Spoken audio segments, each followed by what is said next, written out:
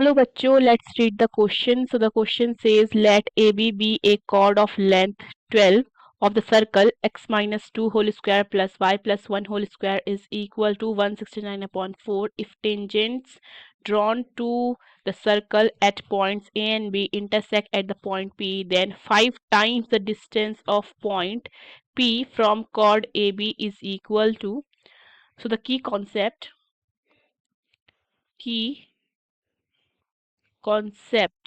of this question is, देखिए अगर हम स्टैंडर्ड इक्वेशन देखते हैं सर्कल की तो वो क्या हो जाती है, वो होती है हमारी x माइनस एच का whole square plus y minus K का whole square is equal to R square.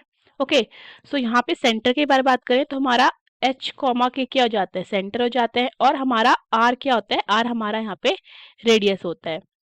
Okay, and दूसरी चीज जो हमें समझनी है वो ये कि अगर हमारे पास ये सर्कल है, ओके, एंड हमने क्या किया है, हमने सपोज पॉइंट Q से दो टेंजेंट ड्रॉ करें to a circle, let's say here at point P and from here at point D. Okay, and let's say ये हमारा क्या है, हमारा सेंटर ऑफ द सर्कल. हम सेंटर को ज्वाइन करते हैं इस टेंजेंट से, तो ये यहाँ पे कितना 90 डिग्री बनाता है. ओके, तो ये चीज पता होना चाहिए. एंड अगेन हम सेंटर से अगर टेंजेंट को ड्रॉ करते मिलाते हैं, ठीक है, ज्वाइन करते हैं, तो यहाँ पे हमारा कौन सा बनता है, यहाँ से हमारा बनता है 90 डिग्री एंगल. क्लियर है? सो अब एक चीज हमें यहाँ पे ये देखनी है, अगर हम QC को क्या कर देते हैं, ज्वाइन कर देते हैं.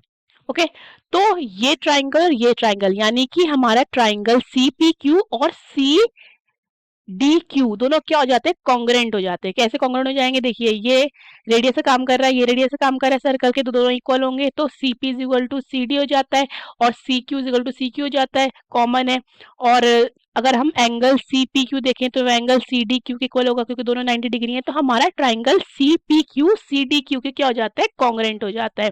ठीक है, तो कॉन्ग्रेंट हो जाता है, तो दैट मीन्स ये वाला एंगल हमारा, अगर इसको थीटा लेते हैं तो ये वाले एंगल के इक्वल हो जाता है. ठीक है, ये थीटा है तो ये वाला भी क्या हो जाएगा, थीटा हो जाएगा.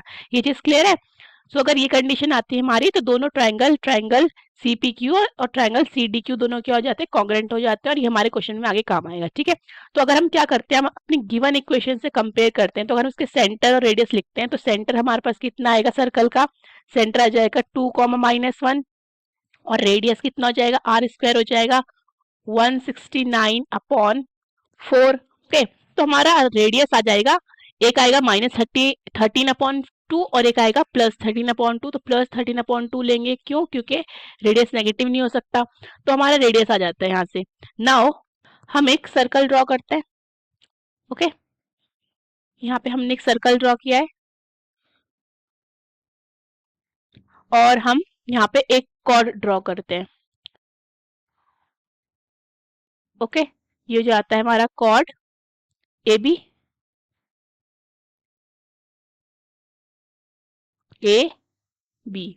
फाइन. नाउ ये हमारा सेंटर हो जाता है, centre of the circle let say C. Okay, जिसके कोऑर्डिनेट कितने हैं, 2, -1. एंड अब हम क्या करते हैं, टेंजेंट ड्रॉ करते हैं. टेंजेंट ड्रॉ करेंगे फ्रॉम पॉइंट P लेट से. ठीक है, एक टेंजेंट यहाँ ड्रॉ हो जाता है और एक टेंजेंट यहाँ ड्रॉ हो जाता है. ओके, इसको P नाम दे देते हैं और हम ज्वाइन कर देते हैं AC. और अगर हम लेट से ज्वाइन करते हैं CP, ओके, तो ये AB को कहाँ कट कर रहा है, लेट से D पे कट कर रहा है. ठीक है, तो जो हमारा AC है, AC तो हमारा कितना निकाला है हमने, 13/2, तो AC हमारा हो जाता है 13/2. AD सॉरी हाँ, AC हो जाता है हमारा 13/2 और C के कोऑर्डिनेट है हमारे पास. और क्वेश्चन में AB कितना गिवन है, हमारा AB गिवन है 12. ओके, इतना क्लियर है? तो क्वेश्चन में क्या पूछा है, क्वेश्चन में पूछा है हमको कि then 5 times the distance of P from the chord AP. 5 times the distance of P from the chord AB. Okay, from the chord AP। तो दैट मीन्स हमें यहाँ पे क्या निकालना है, यहाँ पे हमें निकालना है 5 टाइम्स DP। ओके, हमें ये फाइंड करना है। और एक चीज हमें जो ध्यान देनी है यहाँ पे वो ये कि हमारे पास, हम जानते हैं, हमने पहले स्टार्टिंग में पढ़ा होगा छोटी क्लासेस में कि ओके, तो थ्योरम होती है कि जब भी हम सेंटर से परपेंडिकुलर ड्रॉ करते हैं टू अ कॉर्ड, ठीक है, सेंटर से जब ड्रॉ करते हैं परपेंडिकुलर टू अ कॉर्ड, तो वो बाइसेक्ट करती है, ठीक है। तो यहाँ पे बाइसेक्ट का मतलब क्या है, AD किसके इक्वल होगा, AD हमारा इक्वल होगा BD के इक्वल होगा। ओके, तो सेंटर से जब भी हमारा परपेंडिकुलर ड्रॉ होता है टू अ कॉर्ड, तो वो बाइसेक्ट करता है उसको, तो हमारे यहाँ से AD is equal to DB हो जाता है। क्लियर। तो यहाँ से देखते हैं AB कितना है हमारा, AB है 12, ओके, 12 है। सो अगर हम AD देखते हैं, AD कितना हो जाएगा, AD इसका हाफ हो जाएगा, 12/6, सॉरी 12/2 यानी कि कितना, 6 हो जाएगा। तो ये भी 6 हो जाता है, ये भी कितना हो जाता है, 6 हो जाता है। और अगर हम क्या करते हैं, अब हम ट्राइंगल ADP में सपोज ये, इसको हम क्या कर लेते हैं, एंगल, इस एंगल को थीटा मान लेते हैं, ठीक है। तो अब हम लेते हैं इन ट्राइंगल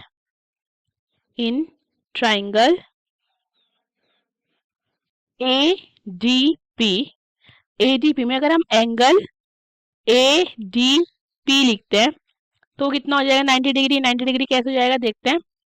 देखिए ये कितना है हमारा, 90 डिग्री है। ओके, तो अगर इस एंगल को हम x ले लेते हैं तो 180 इज इक्वल 90 प्लस x हो जाएगा। तो यहाँ से ये वाला एंगल हमारा कितना आ जाएगा, ये भी कितना आ जाएगा, 90 डिग्री हो जाएगा।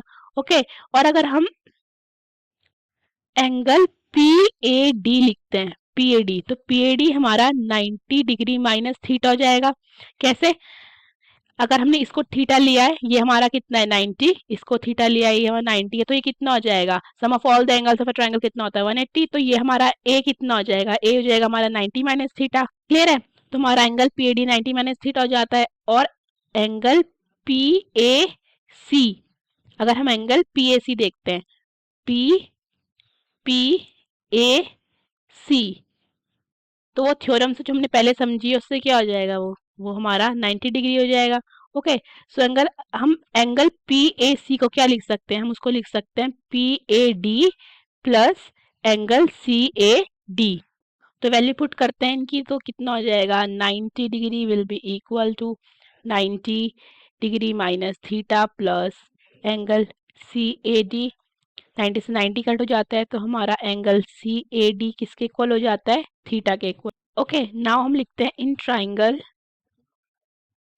ACD, अगर हम cos थीटा यूज करते हैं, cos थीटा, हमारे पास एंगल CAD कितना है थीटा, तो cos थीटा यूज करते हैं, वो क्या होता है, cos होता है हमारा बेस अपॉन हाइपोटेन्यूज। तो ये हमारा कितना हो जाएगा, AD upon AC, AD upon AC। तो ये हमारा कितना हो जाता है, 6/13/2। सो तो ये हमारा हो जाता है यहाँ से 12/13। हम ये जानते हैं कि जो हमारा कॉस होता है, हमारा बेस अपॉन हाइपोटेन्यूज, ठीक है। और जो हमारा टेन होता है, जो हमारा टेन थीटा होता है, वो होता है हमारा परपेंडिकुलर अपॉन बेस। क्लियर। तो हम क्या करेंगे, यहाँ से इसको बेस लेके हम यहाँ पे पहले परपेंडिकुलर निकाल लेंगे। तो परपेंडिकुलर कितना हो जाएगा, under root h square minus B square, that means ये हो जाएगा हमारा under root 13 square minus 12 square. So this will be equal to under root 169 minus 144, which is equal to under root 25, and under root 25 is 5. Okay. So tan theta हमारा कितना हो जाता है, 5/12. Okay. So now in triangle ADP, अगर हम tan theta use करते हैं तो tan theta कितना हो जाएगा, AD/DP। ओके, सो ये हमारा हो जाता है 5/12 will be equal to 6/DP। So यहाँ से हमारा DP 5 टाइम्स ऑफ DP कितना हो जाता है, 6 multiply by 12 which is equal to 72। Okay, so therefore हमारा 5DP कितना हो जाता है, 72। Hope you understood the question, best of luck.